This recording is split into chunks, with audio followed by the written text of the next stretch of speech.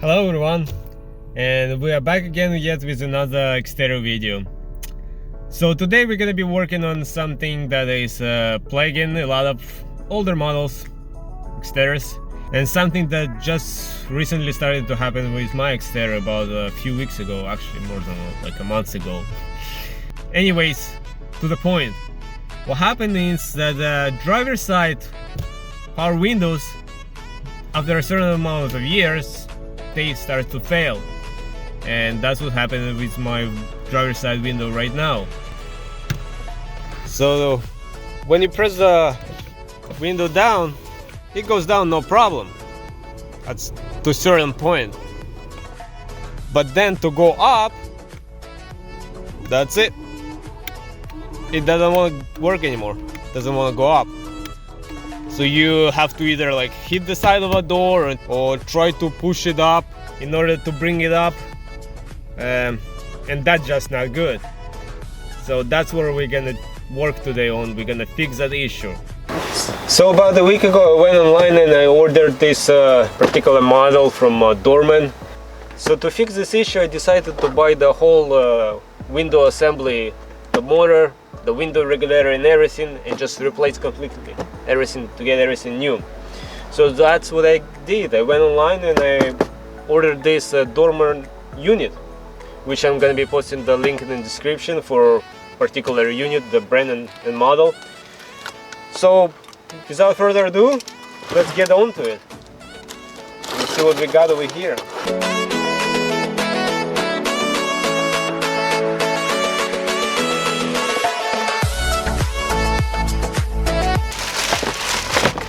Comes with a little note, installation, removal instruction, for every instructions, right? Alright, this looks like a new unit. Now let's go to the door. Now in order to replace the window regulator, we actually need to take everything apart over here, but it's not as scary as it sounds. So all we need is a screwdriver, a 10mm socket or screw gun with a socket, and we need a pry tool. Luckily for us, we still have our pry tool from the previous installation of the camera. So first we have to remove this piece, which all you need is a little pry tool.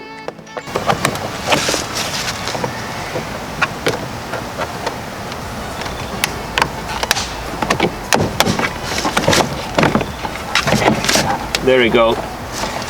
And now we just unplug this wiring harness. There is a little pin over here, you just have to push on it and you can unplug the whole thing out. There you go. We'll set it on the side. Now the same thing for this part. We just have to pry it out.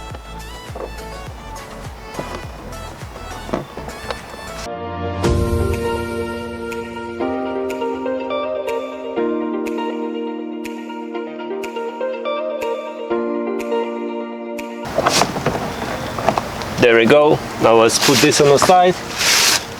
Now the same over here in the door release. We just carefully have to pry this out. There we go. Just whenever you're prying this one out, gotta be careful. This part of the plastic is very thin. If you pull it too hard, it might break. Now let's pull this part out.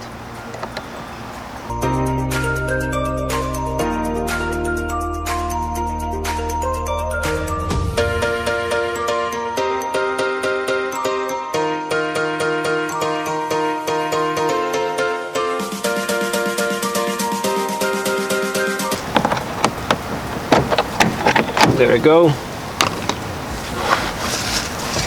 Alright, now we have all our screws exposed over here, which are of course 10mm. So let me get a screw gun.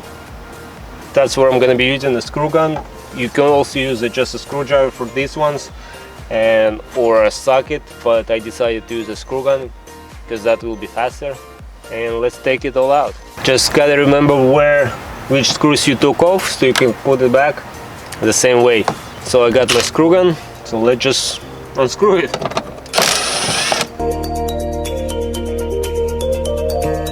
And of course I had to drop that one.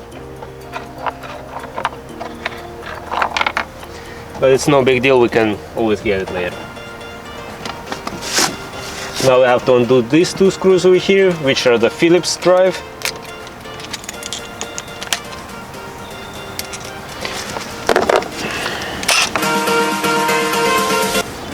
And there goes our handle.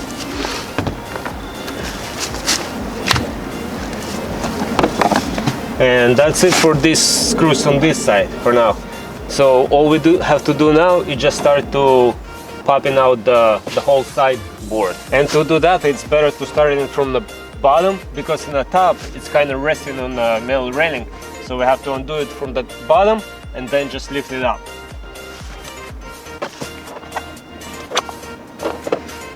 You can also use the pry tool if you want.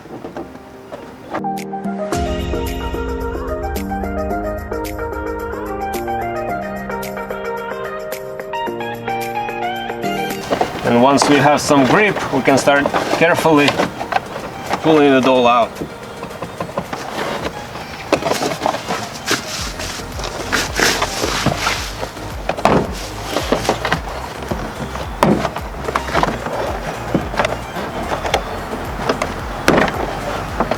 And now we just have to lift it up.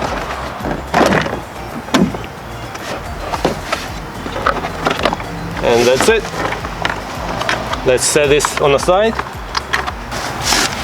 Alright, now will be a good time to take a picture of these particular brackets, the way they're secured, or just you have to remember how they go, so you can put it back the same way.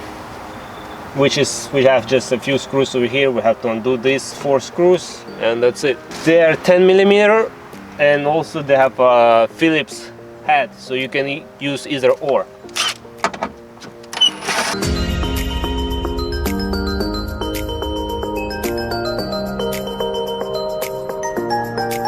Now we can remove this sound damper. The thing is, it's sealed over here all around for soundproofing. So once you remove this, you have to remove this carefully. Once you remove this, whenever you put it back, you might want to put a double stick tape. That way it will still hold it in place nice and tight.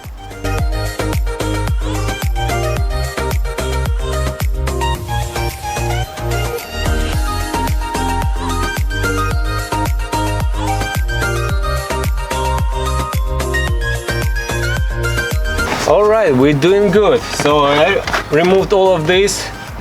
I decided not to take the thing completely. There is no need for that. I mean, if it's in your way, go ahead, take it all completely. Anyways, so now we have to remove a bunch of screws. We have 2 screws over here, we have 3 screws over here holding the motor, and we have 2 screws on top over here. And another important thing, we have 2 screws holding the window down here. So what we need to do, we gotta make sure that we lift up the window to this position so we can access those 2 screws. If your window is too low, too high, you can always plug in the window controller again and just lift it up or bring it down the way you need it. So now what we're gonna do, we're gonna unscrew all of the screws and remove the assembly.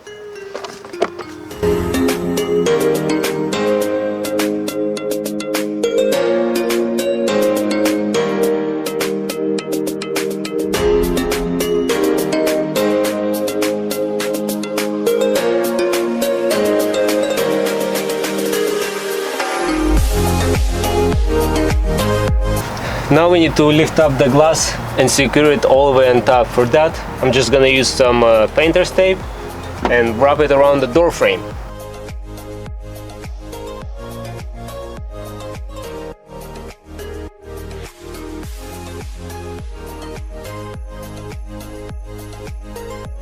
Now we can proceed with removing the old assembly.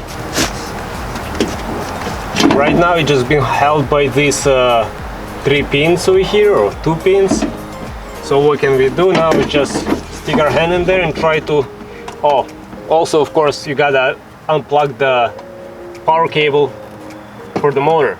There is a little pin in here holding the connector, So all you have to do is just push it in a little bit.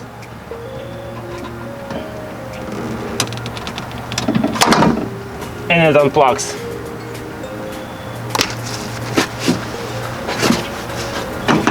Now we can start to removing the whole assembly out.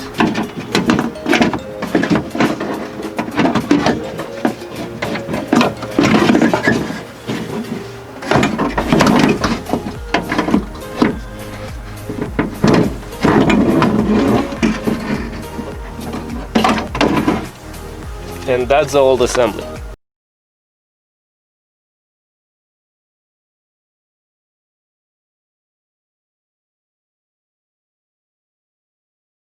And that's it, guys. That's all it was. Just to replace that unit, which was not even that expensive, and it took me like about a half an hour to do it. It probably would take me even less if I was not recording, because whenever you record something, it always takes longer.